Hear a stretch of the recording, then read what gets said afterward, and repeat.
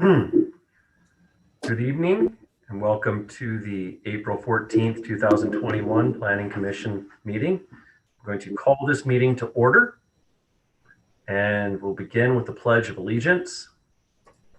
Everyone could place the right hand on the heart and join me in the Pledge of Allegiance. Ready? Begin.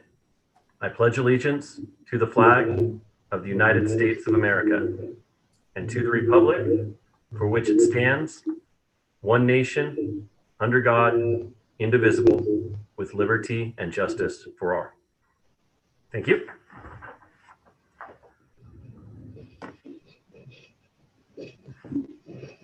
Everybody a second to get seated and adjust their cameras. All right, Natalie, if you could call roll, please. Commissioner Allred. Present. Commissioner May. Here. Chairperson Simison. Present. And Mr. Allison and Mr. Large are not present. All right. Natalie, thank you very much. Appreciate it. We're going to go ahead and open up public comment. If you have any comments to make, you can send an email to planning@cityoflaverne.org. Or in advance, you can call the city clerk's office at 909-596-8726. That's 48 hours prior to the meeting. This public comment is a time set aside for anyone wishing to address the Planning Commission on items not listed in any other place on this agenda. California law does not allow the Planning Commission to take action in response to your statements at this meeting, but your concerns may be referred to staff or set for a hearing at a later date. Eric, have you received any public comment not related to the upcoming case? You did receive an email that was forwarded to you, I believe Monday, that was received, but no request to speak at this time. All right. Let's give it just a few more seconds here. And again, anybody from the public that wants to make comments at this meeting or future meetings can submit a public comment via email at planning@cityoflaverne.org. Mr. Chair, before you move on to the next item, I would like to just indicate that we realize that we're behind on the minutes. We try to get those to you at the next meeting, but as we have two meetings back to back, in addition to other meetings that were happening, it's a vacation scheduled time. We just weren't able to have those completed in time to go out on the agenda last week. So those minutes, along with today's minutes, will be part of your packet at next month's meeting. Thank you, Eric.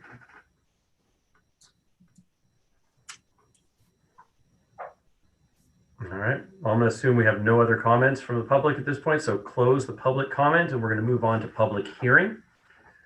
We're going to go ahead and start off with case number 10520 PPR and 10620 CUP, resolution 1269. Eric, is there anything you'd like to add? Nothing new to add, but Gabriel Rivera has his report. Thank you very much. Good evening, commissioners. As was said, today we'll be reviewing case number 105-20 PPR and 106-20 CUP at 2821 D Street, which is a proposal to construct a new wireless communications facility at the University of La Verne parking structure. SmartLink LLC, on behalf of AT&T Mobility, has submitted an application for a precise plan review in order to construct a new wireless communications facility and ground level equipment enclosures at the University of La Verne's parking structure at 2021 D Street. This is in conjunction with the request for a conditional use permit to operate the wireless communications facility. The University of La Verne's parking structure, which is located at 2021 D Street, provides approximately about 968 parking spaces across 5 levels, as well as 1,900 square feet of office space for the university's campus safety and transportation divisions. The structure is located within the University of La Verne district, which is within the Old Town La Verne specific plan. The wireless communications facility will consist of 4 sectors of antennas located on the rooftop levels. These sectors will be located at the southeast, and northwest corners of the site. Additionally, there will be 2 ground level equipment areas which will be located on the bottom floor of the parking structure and will house equipment which will support the operation of the wireless facility. Previously, AT&T had originally brought forth a proposal that was approved by both DRC and the Planning Commission in January of 2020 under Resolution 1255. However, this project did not move forward due to lease agreement issues between AT&T and the subject site, which was Bonita High School at the Laverne Sports Park. Moving forward, based on their research that AT&T has conducted, they identified a significant gap in coverage in the vicinity surrounding the University of Laverne and have selected the University of Laverne parking structure as an adequate spot to place the wireless communications facility. The 57-foot, 8-inch northwestern antenna sector and the 60 feet southeastern antenna sector is the minimum height needed to fill the coverage gap within the surrounding area. The proposed facility will also be unmanned, as are other existing wireless facilities in Laverne. The 2 ground level equipment areas, which are located on the ground floor of the structure, are necessary for the operation, as we said before, and it is not anticipated that they will have any direct impact on any adjacent uses. As was said, there will be 4 sectors of antennas, one located at the southeastern corner and one at the northwestern corner at the rooftop level. The northwestern corner will feature 2 sectors of antennas, being Sector C and D, which can be found on Attachment E. Sector C will be directly mounted to the west elevation of the existing elevator penthouse, and Sector D will be mounted directly on the north elevation of the existing parking structure. The northwestern section will be screened by fiber reinforced polymer panels, which will feature a sandstone finish, which will match the existing parking structure architectural aesthetic.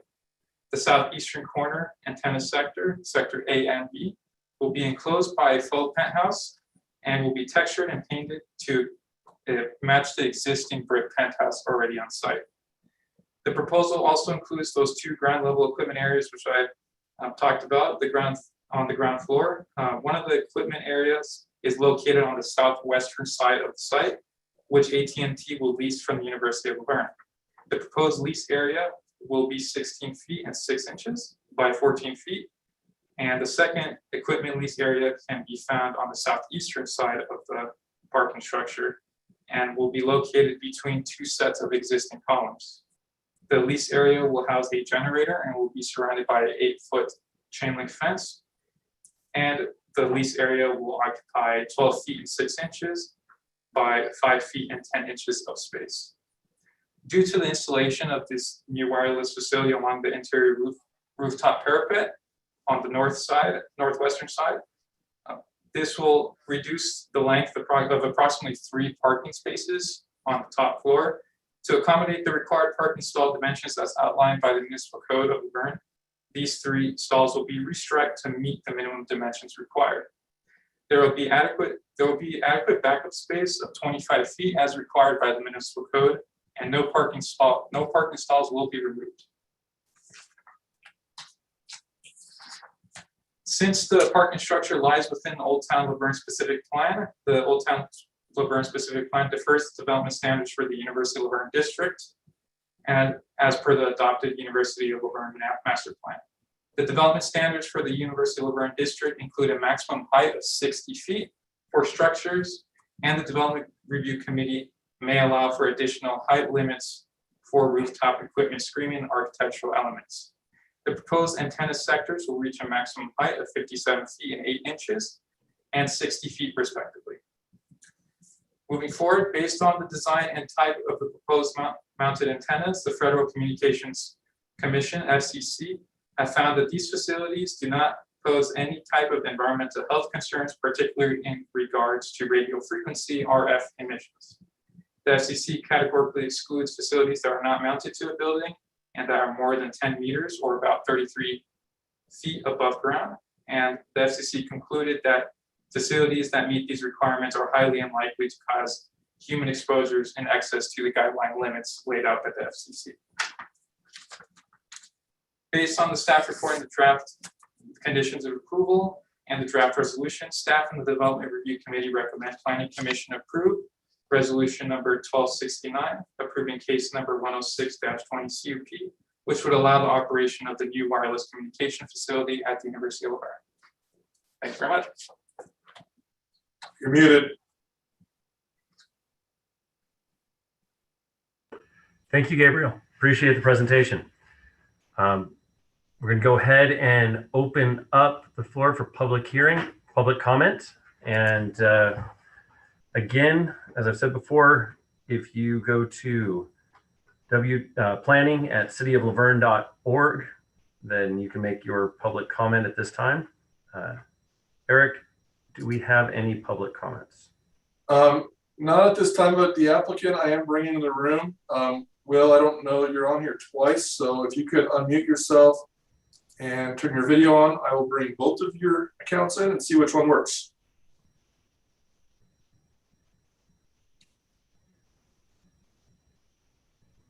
Will, are you there?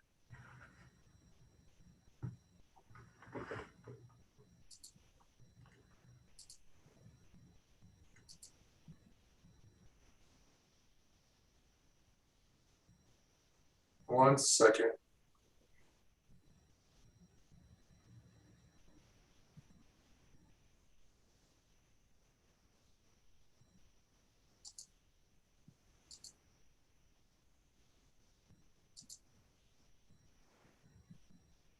I also had a call-in number, so I'm trying to figure out how he's trying to connect. Will, are you there? Can you? Yeah, could you guys hear me? Yeah, there you are. Oh, there you go. Perfect. Do you want me to share my screen for the presentation? No, or I'll run that for you. Okay. Is this so? You had? I'm going to take out your other accounts real fast. Hold on one sec. I don't know what happened there. Yeah. Looks like a glitch. I was on my phone, but I just hung up and I went on my computer. Okay. Audio.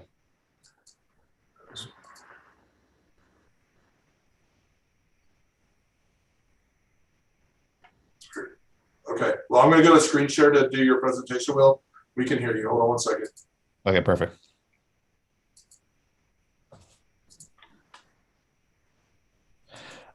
So good evening, members of the commission. I'm here. I'm going to do a brief presentation here. Just want to basically give a basic layout of how we got here from our original proposal.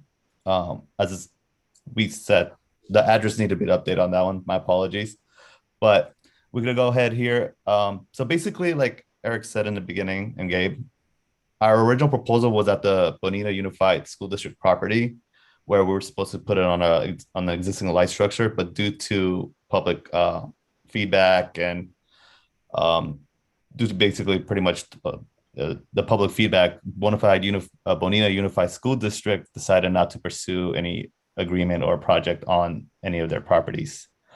Next slide, please. So here, again, you'll see the search rank where basically our RF engineers and their supercomputers will come out there and basically will tell us, hey, we need a cell site around this area where we could basically cover, as you could see, down south towards D Street, down towards Bonita Avenue, and conjunction in relation with the other cell towers that AT&T has on air currently, as you can see from the left on the right, the east and the west side. Next slide. So basically my job when I come in here, it's basically to do the 5 ABLEs, is make sure a cell site is zonable, leasable, RF engineerable, constructible, and also regulatory able. Next slide, please. And what I focus on is the significant gap in coverage and make sure to propose a design to the city and property owner the most least visually obtrusive means. And in this case, as I explained, we'll be associating our structure with the existing parking structure. So everything will be matching the elevator penthouse, for example, or we're flush mounting it, screening it, so everything blends in aesthetically. Next slide, please. Here's just a brief zoning information, as you guys are aware. We're in Old Town Laverne, special projects, or sorry, Old Town Laverne. So next slide, please. So pretty much we did a thorough alternative site analysis before we came to our proposed location at the parking structure. As you can see, even with the parking structure, we're able to cover our gap in coverage by shooting towards the north and officially closing our gap and making sure we're bringing reliable coverage. But we did do a thorough alternate site analysis other than the Bonita Unified School District candidate. As you can see, we explored a flagpole all the way to the site, number 6. Number 4, we explored the airport. Number 3, we did a SCRA property right by the railways. Of course, we did explore Grace Mill Elementary School, but we shut that down right away due to the feedback we got from Bonita Unified. And also explore the co-location of, I'm going to slaughter this name, but Monero Square, number 2, just north of our proposed location.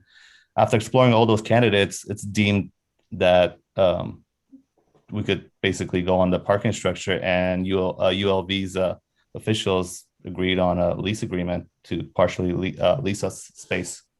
Next space, please. Next slide. And here's just brief overview of it. Like I said, the Bonita High School, we originally proposed and received land use approval to install our antennas there.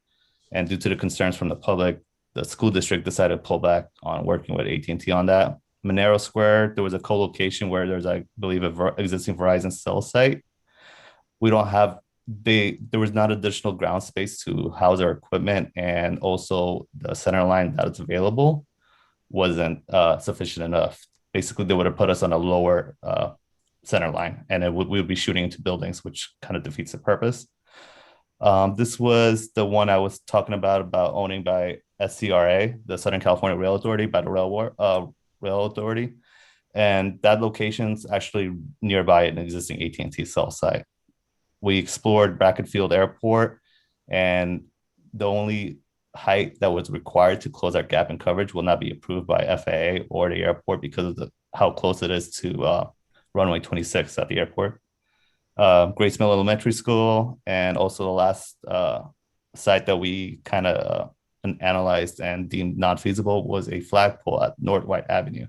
And obviously, because of it's a flagpole, we would have to basically turn it down and erect a new tower, as the flagpole won't be able to hold our equipment and antennas. And here's like a propagation map to just basically just give you a visual aid of what I was talking about earlier, how we need to close the gap in coverage. So if you go next slide, please. Here right now, this is our proposed location at the parking structure without being on air. So you can see the 3 cell sites right there. And basically without that, you see these gap in coverage. And by gap in coverage, I mean is not just basically a dead zone, but very unreliable coverage, unreliable data, slow internet speeds, for example, etc. And right now in the yellow and purple, you'll see that's really not that good. Next slide. Here is the site after we go on air relative to all the other cell sites. So now since CL03176 is going to be talking with the other cell towers nearby, you have this big, green area where the gap in coverage is reliable, service is good. So anybody who's driving down across through it, like for example, through Arrow Highway, they'll have reliable coverage, and there will be no dropped calls or no decrease in voice coverage. Next slide, please. Here, it's a view of if, for example, if we shut off all the other antennas on the area, the ones that we were talking about relative to the site, and just leave this on. So it gives you a visual representation of how far our coverage will be reaching out to. And next slide. Oh, and that's it. So hopefully that kind of alleviates some kind of answers or concerns that you guys may have, but I'm open to any questions as well. Thank you, Will. Appreciate the presentation. Eric, while Will was giving his presentation, were there any other public comments received regarding this project? There have not been any public comments received, no. Okay, then I'm going to go ahead and close public comment and move on to comments and questions from the commissioners. We'll start with Commissioner May. Phil, do you have any questions or comments? You're muted. Sorry about that. Okay, so down to the, I was looking at the architectural renderings of the view from Arrow Highway. I think it's And so the future of that kind of cube shape element will stay the same. I mean, no additional graphics or signage is proposed. That is correct. No additional graphics or signage. It will be supposed to be matching what's already existing on site and matching the architectural aesthetic of the rest of the parking structure. Okay, and if there were future signage or graphics that would have to, how would that be treated with the city? We'd have to file an application with the city for us to review it. And that most likely would be at a staff level, but the university has banners on it today on the parking structure, and they haven't indicated any need to have further signage on it. But if they did propose it, there would be a process through our department. Yeah, that's a prime location for that. So just checking on that. And then on the parking structure, overall, there's no loss of parking. Is that correct? That is correct. There will be no loss of parking. The only thing that will be happening with the parking itself is that it will just be restriped in Yes. order to meet the municipal code. Right. Distance. Okay. Just clarifying that. That's all the questions I had. Thank you. Thank you, Phil. Commissioner Allred?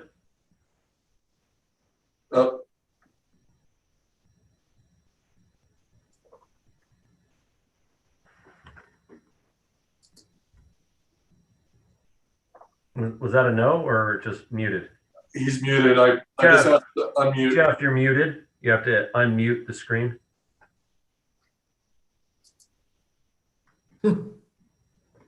Jeff? He's trying. I think he's trying. Okay.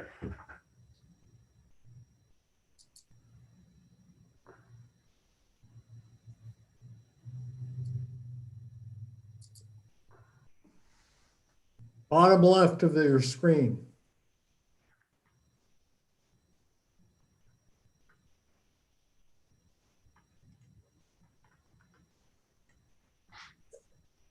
Going for technical assistance, I believe. Okay. We'll hang tight for a few minutes, see if there's any other public comments coming in. Eric, if you could let us know while Jeff's working on this.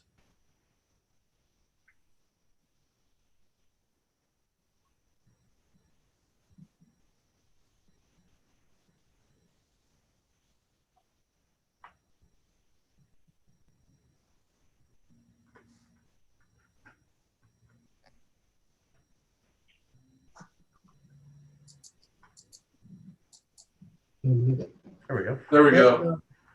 My able technician is assisting me. No, I don't have any questions. I just wanted to say this is in my view, a positive development that will increase service capacity for our residents as well as the university and businesses. All right. Thank you, Jeff. Appreciate it. I have no further comments or questions either, and wondering if we can entertain a motion for resolution 1269. I'll make a motion to approve the case. And I would second that. Okay. We'll take a roll call vote, please. Commissioner May, Yes. Commissioner Allred, Yes. Chairperson Simonson. Aye. Thank you. All right. Well, congratulations. It looks like it'll be moving forward. The next regular meeting of the Planning Commission. Was there a comment? No, I'm just, I think the applicant thanked you for your vote. Absolutely. Before you do adjourn, I would like to just announce a couple things if I may. Oh, absolutely. Please. Okay, so just some staffing updates. As the commission's aware, former associate planner Maya McCurley has started her new job in the city of Duarte, so we wish her well. In the meantime, to help us handle some of these big projects that we've been working on, we brought in a contract planner from Sagecrest Planning and Consulting out of Orange County. So Vanessa Norwood is working here on 3 bigger projects that we're in the middle of processing, and those will be coming to the Planning Commission in the coming months. So you'll be able to meet Vanessa when she presents at those meetings. But lastly, and probably most importantly, we're happy to announce that Gabriel Rivera has been promoted from an intern to a full-time assistant planner. So we're happy for him, and he's excited to be here. He's stuck with all of us, I think. Congratulations, Gabriel. Yeah, Thank you very, very much. very good. All right. Well, That's good all to I see have. everybody. We're going to go ahead and move on to adjournment. The next regular meeting of the Planning Commission is scheduled to be held on May 12th. That's May 12th, 2021, 6:30 here on Zoom, I presume. Probably so. We will let you know if anything changes, but we're still before June 15th. So I would expect we'll still be virtual at that next month's meeting. All right. All right. Thank you very much. Meeting adjourned. Thank you.